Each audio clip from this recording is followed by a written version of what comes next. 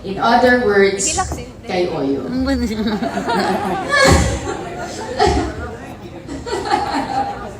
The relationship. So, Michael. You know, like, yeah. Oh, hey. Okay. Guys, squad.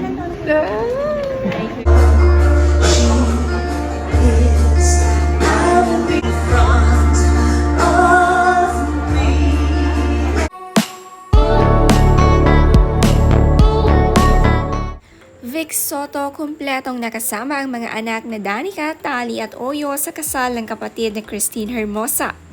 Narito nga ang wedding reception at may mahabang speech si Christine para sa bagong mag-asawang Kathleen at Michael.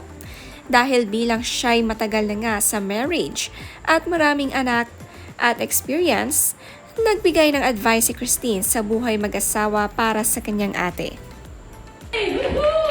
Okay, babasahin ko na. Tingnan ko na.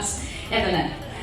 Ate, I have witnessed almost everything in your life, both good and not so good.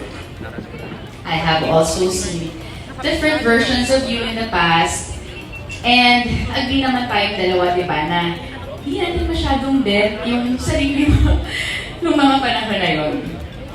But you'll never get to this beautiful, redeemed version of yourself now without those not so good parts. Correct? Okay, and to be honest, this version of you now is my favorite by far. Nakikita ko na yung totoo mong mga ngiti, yung totoo mong tawa ulit, na ang tagal ko na actually hindi nakikita. Okay. We are all a work in progress, and ate, you make me so proud already. Alam niyo po, ang totoo niyan, mukha namang excited siya kasi Bisaya accent na siya eh. At pati sa honeymoon, worried din ako, alam mo yan ate. Actually, mas kay Maiko, humanda-handa ka dyan. Ako, lagot. But despite of those worries and concerns, witnessing what you've gone through, surviving it, and seeing you now, assured me in many ways. One thing is because I am finally see you surrender and allow God to really work in your life. Ilang taon din namin ni Oyo, pinagdasal ko. Ayaw pa namin hihirapan ate.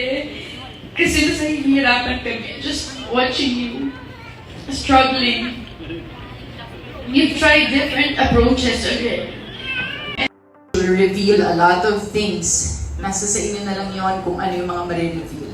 Kung good or bad. And I've learned this also from one of the preachings in church. Yan no kami. And since then, this is what I always remind myself when I go through the difficult times in marriage. In other words, kay Oyo.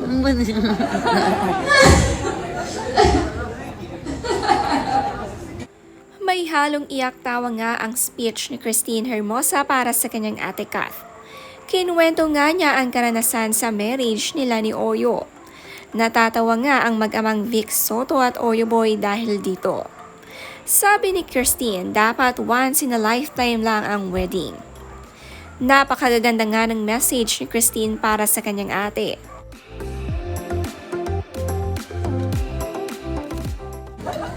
Okay, marriage is not about being happy.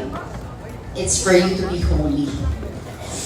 It still all boils down to our purpose in life and our heart's alignment.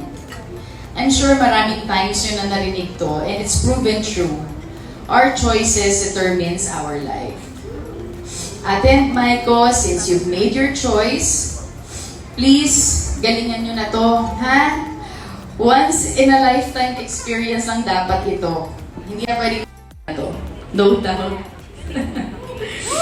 Maiko, bata ka pa, pero you made your choice. So, panindigan mo yan. No return, no exchange. Address not found kami dyan, okay? But seriously, please don't give us any reason to worry. Alagaan mo ng mabuti ang kapatid ko. Appreciate her. Mahalin mo siya ng totoo. Ikaw naman ate, respect Maiko as the head of the family. Remember, hindi ka lalaki. Okay? Ilang taon ko din kailangan ulit-ulitin sa sarili ko na si Oyo ang lalaki at hindi ako.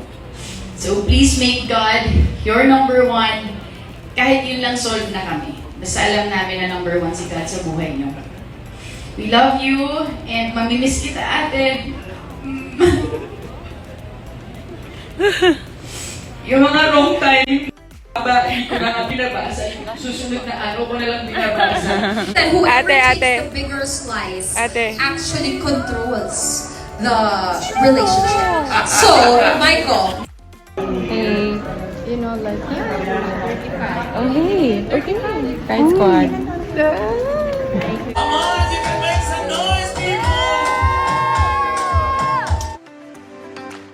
Napakaganda naman ang wedding entrance ng bagong kasal.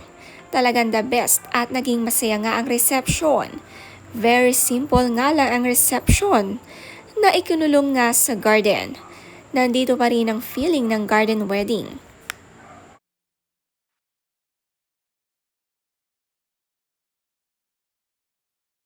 At my age, di ba? At my age. O, ilang taong ka na ba? Sabi ko next year, baka mamaya ikasal ka na. Ayan na. True enough, kahit wala pa siyang boyfriend noon. Kaya, yung susunod na bride dyan, dalawa sa bridesmaid mo. Abangan na lang, okay? Anyway, itong song na to, it's one of my favorite songs. Sana magustuhan mo. And syempre sa lahat ng mga bisita dito.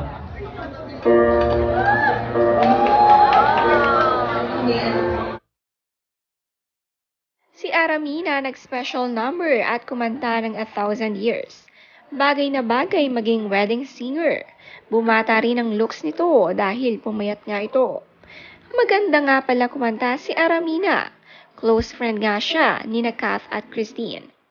Si Kato Nying ay isa rin sa mga ninong sa kasal ni Kath at Maiko. Nag-hi pa nga ito pagkarating ng reception. Napahay nga kay Vic Soto.